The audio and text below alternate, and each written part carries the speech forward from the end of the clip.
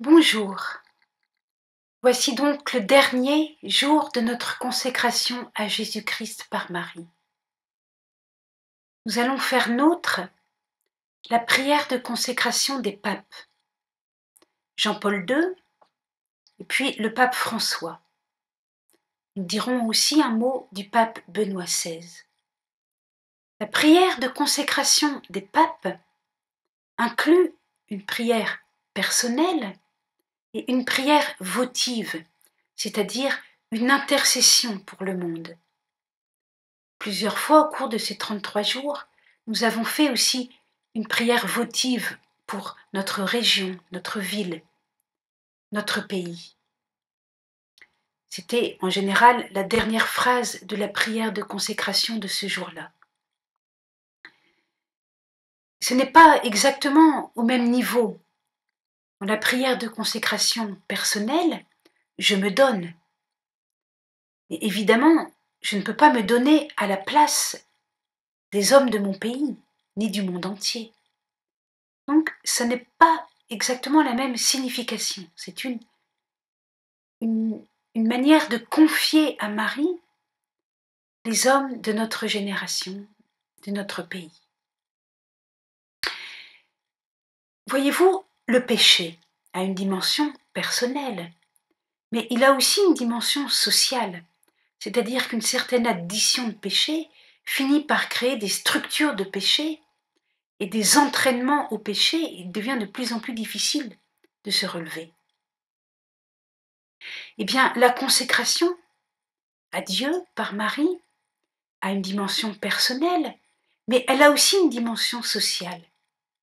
Et plus nous sommes nombreux dans cette consécration à Dieu par Marie, plus cette consécration peut avoir des effets sociaux et politiques. Entrons tout d'abord dans la prière du pape Jean-Paul II. C'était le 25 mars 1984 pour la fête de l'Annonciation. Jean-Paul II l'a faite en obéissance à l'appel de Fatima, qui avait demandé la consécration du monde au cœur immaculé de Marie, en union avec tous les évêques,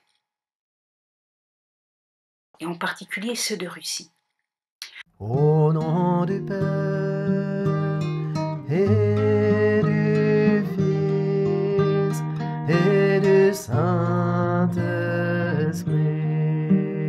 Amen. Amen. Ô Mère des hommes et des peuples, toi qui connais toutes leurs souffrances et leurs espérances, toi qui ressens d'une façon maternelle toutes les luttes entre le bien et le mal, entre la lumière et les ténèbres, qui secouent le monde contemporain, reçois l'appel que, mus par l'Esprit Saint, nous adressons directement à ton cœur. Et avec ton amour de mère et de servante du Seigneur, embrasse notre monde humain, que nous t'offrons et te consacrons, plein d'inquiétude pour le sort terrestre et éternel des hommes et des peuples. Nous t'offrons et te consacrons d'une manière spéciale les hommes et les nations qui ont particulièrement besoin de cette offrande et de cette consécration. Sous l'abri de ta miséricorde, nous nous réfugions, Sainte Mère de Dieu. Ne rejette pas nos prières, alors que nous sommes dans l'épreuve. Pour eux, a-t-il dit, je me consacre moi-même, afin qu'ils soient eux aussi consacrés en vérité. Jésus, en Jean 17, verset 19. Nous voulons nous unir à notre Rédempteur en cette consécration pour le monde et pour les hommes, laquelle, dans le cœur divin, a le pouvoir d'obtenir le pardon et de procurer la réparation. La puissance de cette consécration dure dans tous les temps. Elle embrasse tous les hommes, peuples et nations. Elle surpasse tout mal que l'esprit des ténèbres est capable de réveiller dans le cœur de l'homme et dans son histoire, et que de fait il a réveillé à notre époque. Combien profondément nous sentons le besoin de consécration pour l'humanité et pour le monde, pour notre monde contemporain, dans l'unité du Christ lui-même. À l'œuvre rédemptrice du Christ, en effet, doit participer le monde par l'intermédiaire de l'Église. C'est ce que manifeste la présente année de la rédemption, le jubilé extraordinaire de toute l'Église. Voyez-vous, le pape Jean-Paul II enracine la prière de consécration qu'il a faite dans la prière de consécration du Christ, la veille de sa passion. La consécration du Christ vaut pour tous les siècles, et donc elle va incorporer la nôtre. Et le pape continue par une prière à Marie. En cette année sainte, bénie sois-tu par-dessus toute créature, toi la servante du Seigneur, qui a obéi de la manière la plus pleine à ce divin appel. Sois saluée, toi qui t'es entièrement unie à la consécration rédemptrice de ton Fils, Mère de l'Église. Enseigne au peuple de Dieu les chemins de la foi, de l'espérance, de la charité. Éclaire spécialement les peuples dont tu attends de nous la consécration et l'offrande.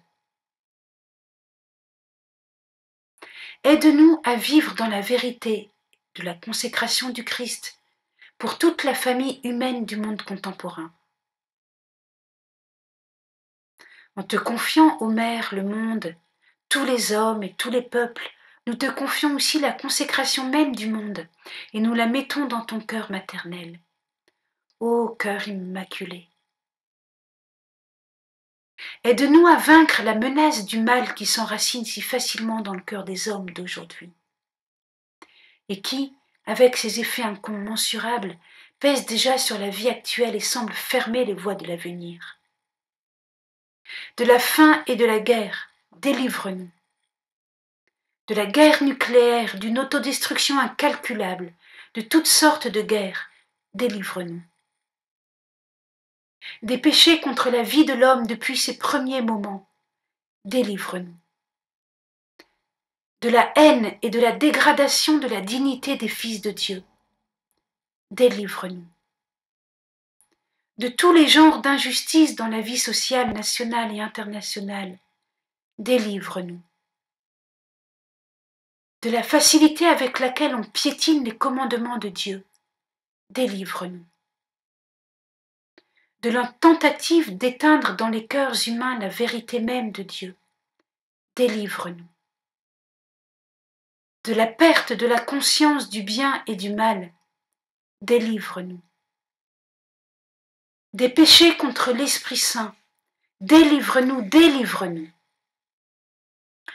Écoute, ô Mère du Christ, ce cri chargé de la souffrance de tous les hommes, chargé de la souffrance de sociétés entières. Aide-nous, par la puissance de l'Esprit Saint, à vaincre tout péché, le péché de l'homme et le péché du monde, le péché sous toutes ses formes. Que se révèle, encore une fois dans l'histoire du monde, l'infinie puissance salvifique de la rédemption, la puissance de l'amour miséricordieux. Qu'il arrête le mal, qu'il transforme les consciences. Que dans ton cœur immaculé se manifeste pour tous la lumière de l'espérance. Amen.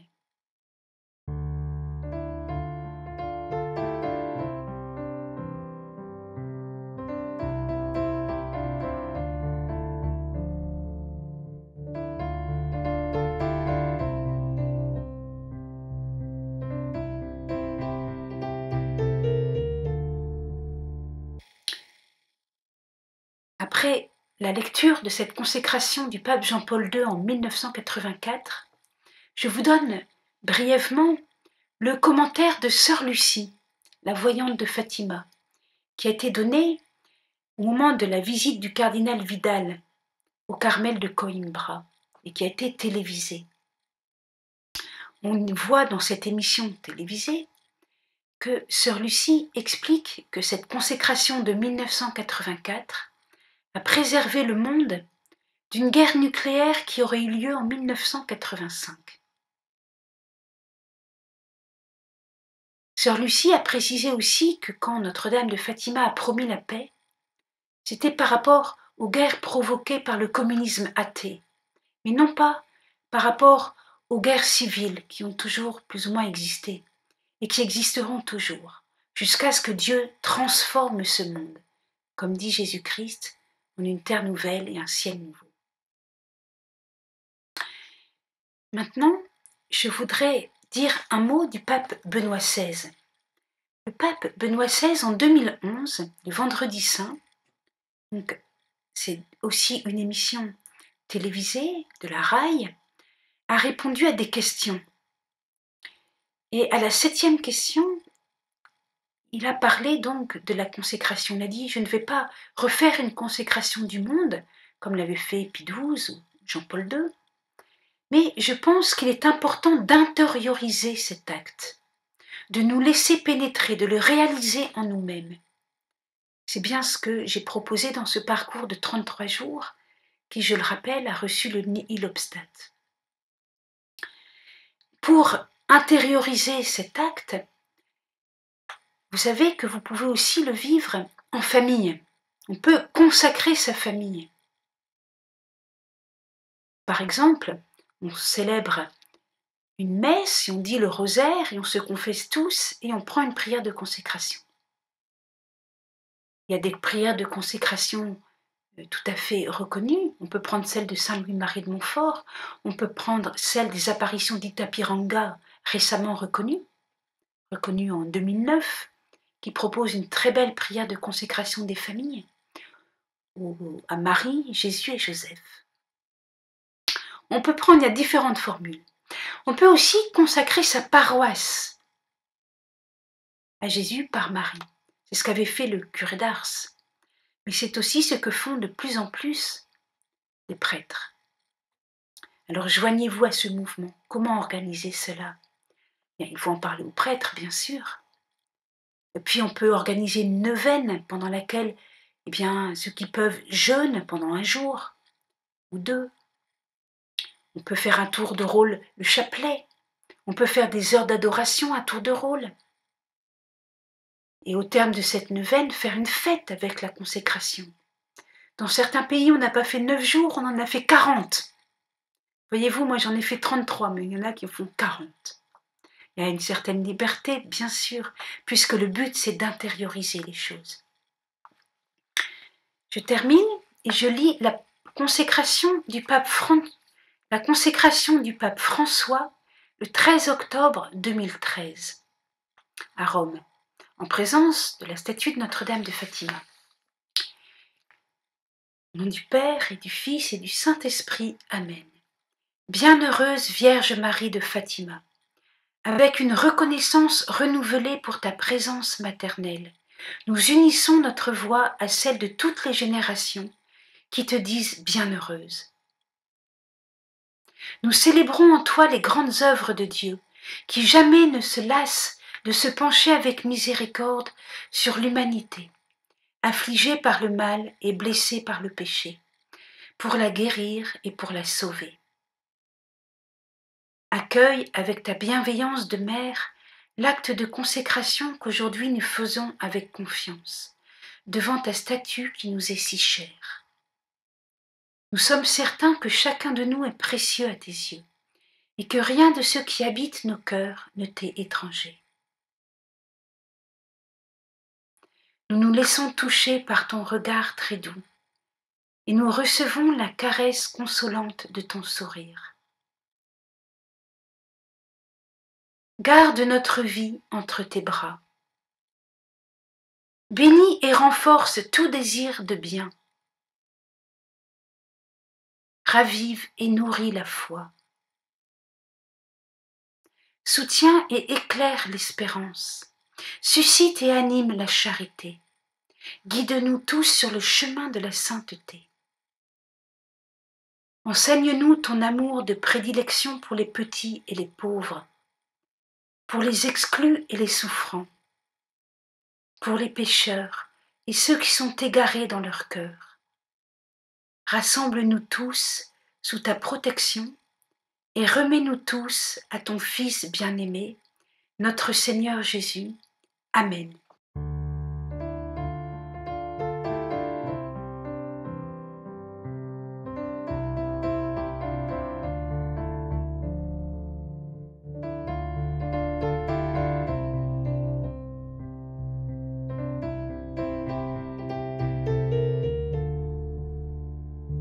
Reçois notre prière pour l'unité. L'unité de tous les frères qui se rassemblent autour du feu de ta joie, qui se rassemblent dans ton amour de Père. Reçois notre prière pour l'unité, l'unité de tous les frères qui se rassemblent